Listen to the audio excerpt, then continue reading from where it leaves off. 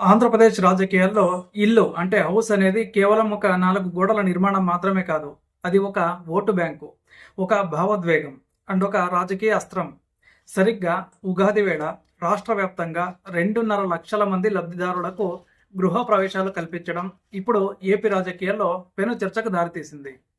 పచ్చని పందిళ్లు, తోరణాల మధ్య లబ్ధిదారులు ఇళ్లలోకి ప్రవేశిస్తూ ఉంటే ఆ ఇళ్ల తాళం చెవుల వెనుక ఉన్న అసలు శ్రమ ఎవరిది?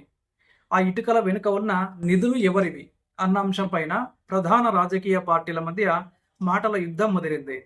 వైఎస్ఆర్ కాంగ్రెస్ పార్టీ ఈ ఇళ్లన్నీ కూడా తమ పాలనలో నిర్మించినవని, తాము 90% పనులు పూర్తి చేస్తే ఇప్పుడు కేవలం వాటికి రంగులు వేసి రిబ్బన్లు కట్ చేస్తున్నారని ఆరోపిస్తూ ఉన్నారు. అండ్ అదే సమయంలో తెలుగుదేశం పార్టీ మాత్రం ఇవన్నీ కూడా 2014 నుండి 2019 మధ్య తాము ప్రారంభించిన టిట్కో ఇళ్లని, గత ప్రభుత్వం 5 ఏళ్ల పాటు వీటిని పాడుబెట్టి లబ్ధిదారులకు అన్యాయం చేసిందని ప్రత్యారోపణలు చేస్తోంది. సో ఈ నేపథ్యంలో అసలు వాస్తవాలేంటి, గణాంకాలు ఏం చెప్తూ ఉన్నాయి, ఎవరి హయాంలో ఎంత బడ్జెట్ కేటాయించారు, మరియు ఈ క్రెడిట్ వార్లో ప్రజలు ఎటువైపు ఉన్నారు అనే అంశాలను మనం లోతుగా మాట్లాడుకుందాం. ఆంధ్రప్రదేశ్ హౌసింగ్ బోర్డు మరియు టిట్కో గణాంకాలను మనం పరిశీలిస్తే ఈ వివాదం ప్రధానంగా 2 రకాల గృహ నిర్మాణ పథకాల చుట్టూ తిరుగుతోంది. ఒకటి పట్టణ ప్రాంతాల్లో నిర్మించే టిట్కో ఇల్లు, అండ్ 2 గ్రామీణ మరియు సెమీ అర్బన్ ప్రాంతాల్లో ప్రభుత్వం స్థలాలు ఇచ్చి కట్టించే పేదల ఇళ్ళు.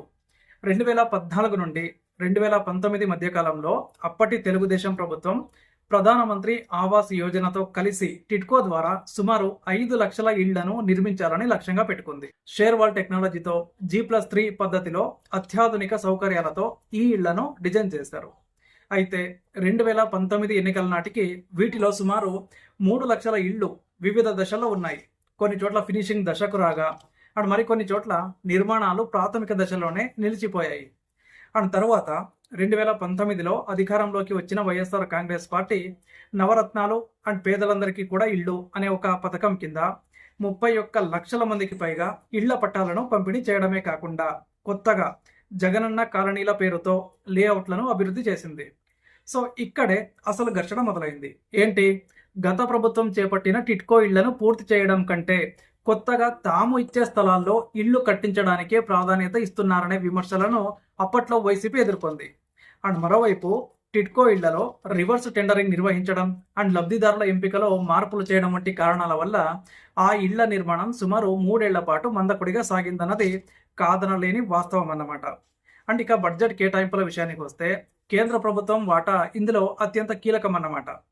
PMAY పథకం కింద కేంద్రం ప్రతి ఇంటికి ₹1,50,000 సాయం అందిస్తుంది. అండ్ దీనికి రాష్ట్ర ప్రభుత్వం తన వాటాను జత చేయాల్సి ఉంటుంది. సో తెలుగుదేశం హయాంలో టిట్కో ఇళ్ల కోసం సుమారు 20,000 కోట్ల రూపాయల కంటే ఎక్కువ ఖర్చు చేయాలని ప్రతిపాదించుకున్నారు. అయితే 2019 నాటికి సుమారు 10,000 కోట్ల రూపాయల మేర ఖర్చు చేసినట్లు రికార్డ్స్ చెప్తూ ఉన్నాయి. అండ్ వైసీపీ అధికారంలోకి వచ్చాక ఈ టిట్కో ఇళ్లపై సుమారు 4,000 కోట్ల నుండి 5,000 కోట్ల రూపాయల వరకు పెండింగ్ బిల్లులు చెల్లించాల్సి వచ్చింది. అదే సమయంలో జగనన్న కాలనీల పేరుతో దాదాపు 15,000 కోట్లకు పైగా నిధులను కేవలం భూసేకరణ మరియు లేఅవుట్ల అభివృద్ధి కోసం ఖర్చు చేశారు. సో ఈ వ్యయాల విషయంలో 2 పార్టీల మధ్య పొంతన లేని వాదనలు అయితే వినిపిస్తూ ఉన్నాయి. టిట్కో ఇళ్ల నిర్మాణం వ్యయం ఎక్కువని, తాము ఇచ్చే స్థలాల్లో ఇల్లు కట్టడం వల్ల ఎక్కువ మందికి లబ్ధి చేకూరుతుందని వైసీపీ వాదిస్తూ ఉంటే, నాణ్యమైన టిట్కో ఇళ్లను పక్కన పెట్టి మౌలిక సదుపాయాలు లేని చోట ఇళ్లు కట్టడం వల్ల ప్రయోజనం లేదని టీడీపీ విమర్శిస్తూ వచ్చింది. సో ప్రస్తుత ఉగాది నాటికి పంపిణీ చేసిన 2.5 లక్షల ఇళ్లలో మెజారిటీ ఇళ్లు టిట్కోకు చెందినవి కావడం ఈ వివాదానికి ప్రధానమైనటువంటి కేంద్ర బిందువు అన్నమాట. సో ఈ ఇళ్లలో దాదాపు 80% నిర్మాణం గతంలోనే పూర్తయిందని, గత ప్రభుత్వం కేవలం మౌలిక సదుపాయాలైన విద్యుత్తు, నీరు, డ్రైనేజీ కనెక్షన్లు ఇవ్వడంలో విఫలమైందని తెలుగుదేశం శ్రేణులు వాదిస్తూ ఉన్నాయి. దీనికి భిన్నంగా గత ప్రభుత్వం కేవలం భవనాలను లేపి వదిలేసిందని, తాము 1,000 కోట్లు వెచ్చించి మౌలిక సదుపాయాలు కల్పించడంతో పాటు బ్యాంకు లోన్ల ప్రక్రియను సులభతరం చేసి లబ్ధిదారులకు భారం తగ్గించామని వైసీపీ నేతలు సాక్ష్యాలను చూపిస్తూ ఉన్నారు. సో ఈ క్రెడిట్ వార్ను విశ్లేషించినప్పుడు మనకు అర్థమయ్యేది ఏంటంటే, ఇల్లు అనేది ఒక నిరంతర ప్రక్రియ. ఏ ప్రభుత్వం వచ్చినా పాత పథకాలను కొనసాగించాల్సి ఉంటుంది. కానీ ఆంధ్రప్రదేశ్లో ప్రతి పథకం పైన కూడా పార్టీ రంగు పడటం వల్ల అభివృద్ధి కంటే ఆరోపణలే ఎక్కువగా వినిపిస్తూ ఉన్నాయి. జగనన్న కాలనీలో నిర్మిస్తున్న ఇళ్లలో ఇప్పటికీ లక్షలాది ఇళ్లు కేవలం బేస్మెంట్ లెవెల్లోనే ఉన్నాయని, వాటిని ఎప్పుడు పూర్తి చేస్తారని విపక్షాలు ప్రశ్నిస్తూ ఉంటే, గతంలో టీడీపీ ఇచ్చిన ఇళ్లలో లబ్ధిదారులు లక్షల రూపాయల అప్పుల పాలు కావాల్సి వచ్చేదని, తాము ఆ భారాన్ని తగ్గించామని అధికార పక్షం కౌంటర్ ఇస్తోంది.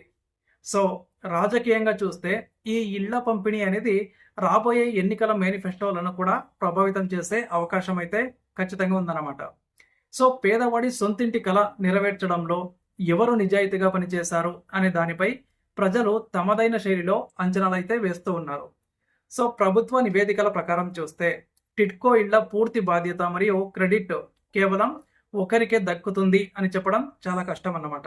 ఎందుకంటే పునాది వేసింది ఒకరైతే గోడలు కట్టింది మరొకరు, వాటికి తుది మెరుగులు దిద్ది గృహప్రవేశం చేయించింది ఇంకొకరు.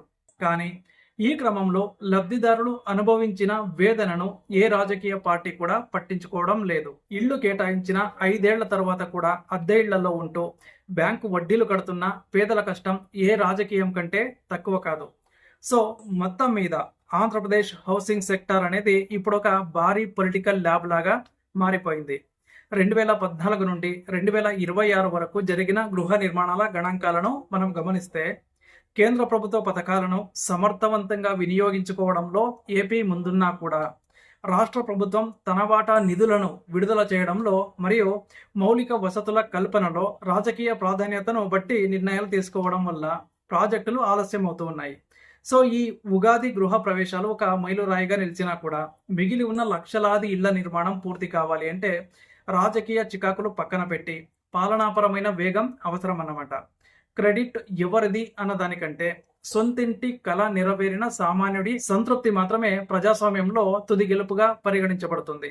ఈ మొత్తం పరిణామాలను గమనిస్తే ఏపీ రాజకీయాల్లో ఇళ్ల చుట్టూ తిరిగే రాజకీయం మున్ముందు ఎన్ని మలుపులు తిరుగుతుందో మనం వేచి చూడాలి. సో ఈ వీడియోపై మీ అభిప్రాయాలను, ఈ ఇళ్ల నిర్మాణ క్రెడిట్ ఎవరికి దక్కుతుందని మీరు భావిస్తున్నారో కామెంట్ చేయండి. అండ్ అలాగే మన ఛానల్ను సబ్స్క్రైబ్ చేసుకొని పెట్టుకోండి.